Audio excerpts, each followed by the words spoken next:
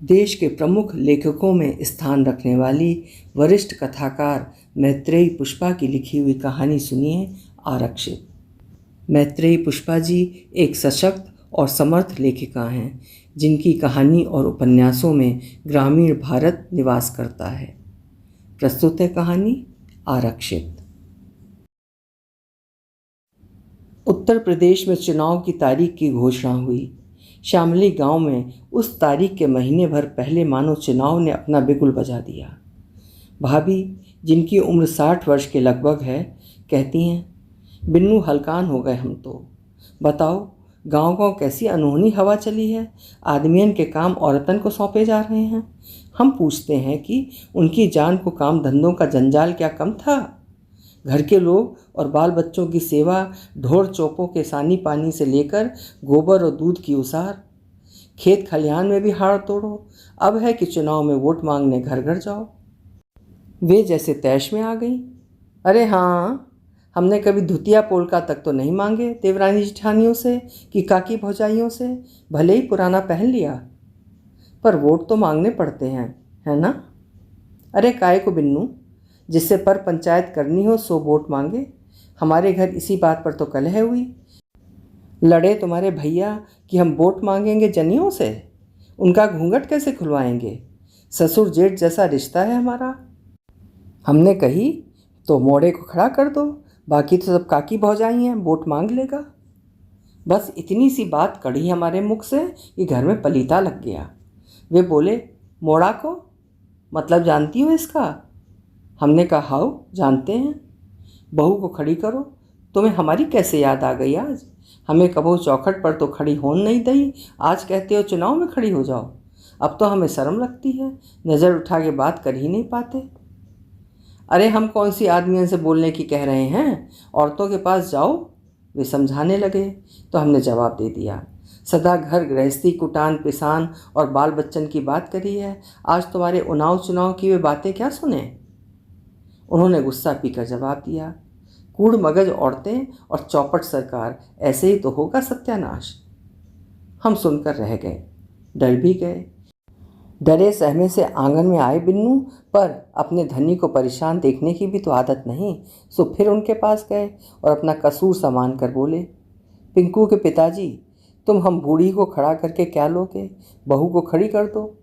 बस इतनी सुनी कि वे हमें आंखें तरेर कर देखने लगे। गुस्सा जिन हो, प्रधानी में लिखा पढ़ी सोई करनी पड़ती है। बहू 12 तक पढ़ी है, देख समझ लेगी, हम तो करिया अक्षर भैंस बराबर। तुम्हारा दिमाग तो खराब नहीं है। उन्होंने घुड़का तो हमने फिर भी सुना दिया। बहू होशियार है, पर्दे में फ़ोन लगाकर जेठ ससुर से बात कर लेती है। फ़ोन फ़ोन कहाँ है। उनकी आंखों में सदमे भरा अचंभा था। तब हमने बताया, सो तुम्हें नहीं पता, आग लगी ने गले का मंगलसूत्र बेच के मोबाइल मंगवाया है। तुम पिंकू से ना कहियो, मारेगा बहू को। फिर बहू की जुबान भी खुली हुई है, घर की फजीहत होगी। इसी से तो कहते हैं कि हमें छोड़ो, हम एक दिना में ही बेशरम नहीं हो पाएंगे। पिंकू आ गया था। आते ही पूछा, अम्मा, चुनाव में पिताजी खड़े हो रहे हैं। हमें अचरज लगा। पिताजी, वो बोला, सो तुम्हें पता नहीं है। लला, वे हमसे पर्चा भरने की कह रहे थे, हम तो घबरा गए। ये नई आफत कौन संभालेगा। हमारी बात सुनकर पिंकू मुस्कुराने लगा, हमारे सिर पर हाथ फेर कर कहने लगा, बड़ी भोली हो अम्मा, सिर्रन अर्थात पगली। तुम नहीं, तुम्हारा तो बस नाम खड़ा हो रहा है, असल में औरत का नाम चाहिए ना। अपने गांव की सीट महिला उम्मीदवार के लिए रिजर्व है। बाप बेटा क्या क्या कर रहे हैं, क्या क्या समझ रहे हैं, हम क्या जाने। पिंकू ने इतना ज़रूर कहा, अम्मा पिताजी को रहने दो, उर्मिला के नाम पर हम खड़े हो जाते हैं। पिंकू से हम क्या कहते, बस इतना ही कहा, बेटा हम सास बहू के नाम में से एक नाम तुम्हें तय करना है, सो कर लो। अम्मा हम तुम्हें समझा रहे हैं कि ये बात तुम पिताजी से कह दो। हमें ताज्जुब लगा, ये लड़का कैसी जिम्मेदारी सौंप रहा है हमें। घर गृहस्थी के मामले में तो वे हमें बोलने नहीं देते, भला चुनाव की बाबत सुनेंगे हमारी, मूर्ख कहकर धुतकार देंगे। हमने पिंकू से इतना ही कहा, क्या तुम्हारी पिताजी से बोलचाल नहीं है। बाप बेटा एक दूसरे के सामने आए। बाप का चेहरा कल छुआ सा था। पिंकू पिता को प्रणाम पांव छूकर भले करता है, उनके हृदय को उसका ठेस देखकर छूने का संबंध है। हम माँ होकर खूब जानते हैं कि बाप के विचार पिंकू को ठेस देते रहते हैं। पिताजी, तुम चुनाव में? वे जैसे जवाब तैयार किए बैठे थे। घर का एक कोठा देकर हमें निपटा दिया, खेत में से खेत ले लिया, अब चुनाव भी तुम्हारी दादा लाई संपत्ति है क्या? इसमें भी पाँव अड़ा रहे हो? पाँव नहीं अड़ा रहे, अपना हक ले रहे हैं। बूढ़े लोग अपने आप मैदान से जाते नहीं हैं। पिता दिल मिला गए, बोल पड़े, हक तो तभी लोगे जब कोई दे। ये हक तो गांव की जनता के हाथ में है, जीत नहीं पाओगे। तो तुम जीत जाओगे पिताजी। पिंकू की सांवली नुकीली नाक तन गई तो पिता की खिचड़ी अर्थात काली सफ़ेद मूछें भी फड़क रही थीं। हाँ, हम जीत जाएंगे। हमने तुम्हारी तरह ज़िंदगी को व्यापार नहीं बनाया, व्यवहार कमाया है। गांव के लोगों से पूछ लो कि तुम्हारी अम्मा ने कभी किसी का दिल दुखाया हो। सुनकर पिंकू हंस पड़ा। हंसी में से जहरीली खनक पैदा हुई। उसी खनक में से जो स्वर निकला वो पिता की बात को चुटकी में उड़ा देने वाला था। पिताजी, व्यवहार तो तुम्हारी बहू का भी बुरा नहीं। पिता पिंकू की मंशा भांप चुके थे। किसी भी हाल में बाजी हाथ से जाने नहीं देना चाहते थे। तभी पिंकू ने सुना, पिताजी, हम भी दिखाते हैं कि व्यापार की कमाई का रंग वोटरों पर चढ़ता है या तुम्हारे व्यवहार का। वे सनसना गए। अनहोनी सी बात, बेटा ही चुनौती देने लगा। गैरों के लिए किया गया व्यवहार कितना काम देगा। उन्होंने घोषणा कर दी, पर्चा तुम्हारी माँ के नाम का भरा जाएगा, राजकुमारी यादव के नाम का। हाँ? पिंकू ने बड़े आत्मविश्वास के साथ बड़ी धीमी आवाज़ में कहा, भूल मत जाओ कि वो हमारी माँ है। बेटे के खिलाफ पर्चे पर अंगूठा निशानी नहीं देगी। तो फिर बहू को भी हम जानते हैं, अपने माँ बाप की इज्जत बनाने की खातिर ससुर की बेइज्जती नहीं करेगी। वो भी दस्तखत नहीं देने वाली। तुम्हारी बदमाशियों से आजिज आ चुकी है। पिंकू ने सुना तो उसकी जवानी को जैसे गुस्सा आया हो, चेहरा कस गया, गाली गलौज करने लगा। देखते देखते वे एक दूसरे पर झपट पड़े। घूंसों लातों की आपसी मुठभेड़। सास बहू बीच बचाव करते हुए पिटने लगीं। बूढ़े होते बाप के हाथ में कपड़े पीटने वाला डंडा आ गया। वो सिर पर वार करते तब तक पिंकू ने चाकू निकाल लिया। बहू ने चाकू छीना तो उसकी हथेली कट गई। सास ने पति को रोका, डंडा कान से जा टकराया। नीले काले दाग और खूनी जख्मों ने दोनों औरतों को पस्त कर डाला। बाप बेटा दोनों ने अपनी अपनी पत्नियों के नाम के पर्चे भरे। अखबार के पहले पन्ने पर कई दिन तक खबर छपती रही। शामली गांव से सास बहू के बीच कांटे की टक्कर। अपने अपने दावे पर दोनों औरतें अटल हैं। पंचायती राज के जरिए स्त्रियां अपनी शक्ति पहचान रही हैं। भारतीय लोकतंत्र में मिली नागरिकता का मर्म औरत की समझ में आ रहा है। हमारी भाभी बता रही थीं, बिन्नू हम क्या करते। बहू को समझाया कि लड़का से कहे बाप को ही खड़ा होने दे। बहू बोली, अम्मा हम उस मौका परस्त से बात नहीं करना चाहते।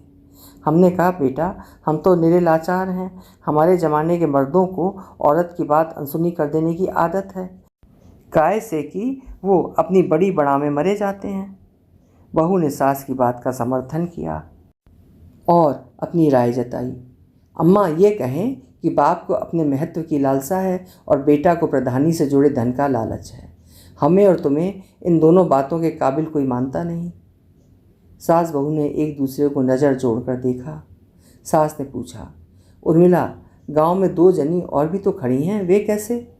उर्मिला ने धैर्यपूर्वक बताना शुरू किया, अम्मा वे सब भी हमारी तरह ही खड़ी हुई हैं। बोलो, अपन ने कागज़ पर दस्तखत किए थे, अंगूठा लगाया था? नहीं ना, सब कुछ कलह और मारपीट के डर के मारे किया कि आग में जाए चुनाव। 5 साल की डुगडुगी है, घर बर्बाद हो गया तो ज़िंदगी भर की तबाही। सब जनी यही सोच रही हैं। तुम पढ़ी लिखी होती तो गांव में दीवारों पर क्या लिखा है पढ़ लेती। सुशीला देवी माता रघुवीर सिंह, जानकी बाई काकी गोविंद सिंह को जिताइए। श्रीमती रामसिया देवी दादी दीपक राय को अपना वोट दें। अम्मा इन नामों के पास दाढ़ी मूछ वाले आदमियों की तस्वीरें बनाई गई हैं, किसी औरत की फ़ोटो वहाँ नहीं। पर्दे का चलन है ना। ऐन तो देखी है हमने। हाउ गोविंद सिंह ने पिछले से पिछले चुनाव में अपनी औरत खड़ी करी थी। पिछले चुनाव में खुद खड़े हुए थे। अब की बार माताजी उम्मीदवार हैं। तुम्हारा बेटा कहता है चुनाव जुआ है, जितनी बड़ी चाल चलोगे उतनी जल्दी दूसरों को पस्त कर दोगे। अम्मा हमें वोट मांगने भी जाना ही होगा, नहीं तो घर के आदमी जीना मुहाल कर देंगे। मांगो छीनो झपटो लड़ो बस इनके लिए। औरतों के रंग बिरंगे झुंड गांव के मोहल्ले मोहल्ले घूमने लगे। वे घर घर गए, घेर घेर कर फिरे, मंदिर मढ़िया तक रास्ते कई कई बार नाप डाले। मोदी की बगिया में विपक्षी दलों के साथ सब ऐसे मिली जैसे कार्तिक नहाते या बड़ पूजन पर मिलती हैं। नई उम्र की लड़कियां सुषमा, संध्या, मीरा, मुनिया, आरती, ज्योति मोठ कस्बे के ब्यूटी पार्लर से मेकअप करा कर आई हैं। मटल्लू की बहू प्रधान पद की उम्मीदवार को आज मटल्लू ने मोबाइल फ़ोन पकड़ा दिया है। घूंघट के ऊपर कान पर लगा लेना रौब पड़ेगा। उसके बरअक्स सुशीला देवी की बेटी भारती नई चाल के बाल कटा कर आई है। केसरिया कुर्ता पहनकर एकदम उमा भारती की छवि पेश कर रही है। नए लड़कों के लिए बाहर आ गई। पूजा और सीमा ने ऐश्वर्या राय कट नाभि दर्शना साड़ियाँ पहनी हैं। साथ में ब्लाउज का रूप पट्टीदार चोली है। पर्दे का चलन उखड़ रहा है आज के दिन। आधुनिका दिखने वालियाँ आगे हैं। वे बसोर टोला से लेकर यादव, कोरी, तेली के घरों में पहुँची। सीमा और पूजा भारती और मटल्लू की बहू। अपना वोट साधना यादव को दें। कौन साधना? साधना उर्फ मटल्लू की बहू। एन दे देते बिट्टी, पर हम तो पहले ही रिजर्व अर्थात रिजर्व हो गए हैं। कैसे? पैसा नगद आ गए ऐसे। अब तक रुकती क्या नीलामी? नीलामी कितने में? हम मतारी बेटा की 3,000 कीमत लगी थी। झुमकी ने कहा। तो हम क्यों आए यहाँ? अरे रुको तो, अबे हमारे धनी के वोट की बिक्री होनी है। बोलो क्या दोगी? उसकी बिक्री नहीं हुई सो क्यों? वोटर तनिक सकचा कर हंसती बोली, मरद जात है ना, तनक दोगले हैं। पैसा लेते जाते हैं, कस्में खाते जाते हैं, गंगा जली भी उठाते हैं। जब सबसे ज़्यादा वाली किस्त हाथ आती है वोट दे देते हैं। दूसरी बात ये कि अब की बार बोतलों का कारोबार ज़्यादा किया है। 900 बोतल जुड़ गई। कई घरों में दारू भरी है, बिक भी रही है। सो बस अपना सौदा करने की फुर्सत नहीं मिली। पास खड़ी रत्नी बोली, आए हाय फुर्सत, अपना वोट हथेली पर धरे फिर रहे हैं, कोई पूछता नहीं। सबको पता है असुमा दारू पीकर वोट देने के वक्त तक लहलोट हो जाएगा। जिस पार्टी में दम होगा मुकाबला करके उसे उठा ले जाएंगे, फिर वोट उसका जो मुहर लगवा ले। चुनाव के नतीजे आए।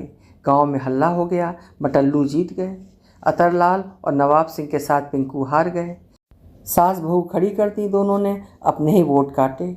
मटल्लू की शान देखने लायक थी। वो एसी स्कॉर्पियो गाड़ी में बहू को सजाकर शपथ ग्रहण के दिन विकास खंड मोठ के ऑफिस में लाया। ऑफिस में आते ही बहू ने घूंघट ओढ़ लिया। बीडीओ साहब जैसे अफसरों ने पर्दे पर ऐतराज़ किया।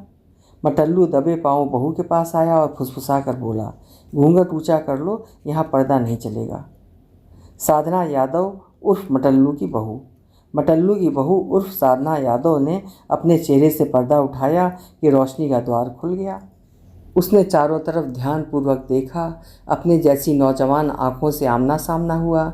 शपथ समारोह में कितने कितने संकल्प लिए, मगर एक संकल्प मन में ही रह गया। साथ खड़ी घूंघट वाली औरतों को देखकर अनायासी बोल पड़ी, अब हम घूंघट नहीं घालेंगे, ये भी तो शपथ लो। मटल्लू आहिस्ता आहिस्ता आगे आया। जरा धीमी आवाज़ में बोला, ए सद्धो, दद्दा और बड़े भैया आ गए हैं, आड़ कर लो। अब तुम्हारा काम ख़त्म हो गया, चलो घर। मटल्लू की बहू साधना हड़बड़ी में अपनी साड़ी का किनारा पकड़े कभी मटल्लू की आदेश भरी निगाहों का सामना करती, तो कभी तनिक दूरी पर खड़े बीडीओ साहब को देखती। दुविधा में सिर का पल्ला ढलक चुका था। अभी आप सुन रहे थे मैत्रेयी पुष्पा जी की लिखी हुई कहानी आरक्षित। महिलाओं के लिए आरक्षित सीट के प्रधानी चुनाव की एक झलक आपने देखी। आशा है कहानी आपको ज़रूर पसंद आई होगी। कल फिर मिलेंगे। आपका समय शुभ हो।